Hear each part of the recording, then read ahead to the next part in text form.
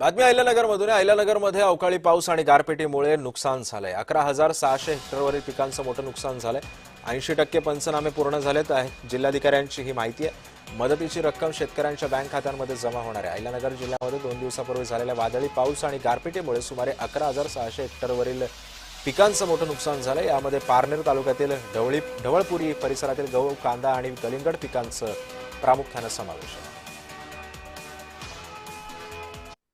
अवकाळी पाऊस आणि गारपीटमुळे बाधित झालेला आहे आणि त्याच्यात मुख्यतः कांदा पीक, गहू आणि इतर फळबाग त्यांचे नुकसान झालेलं आहे।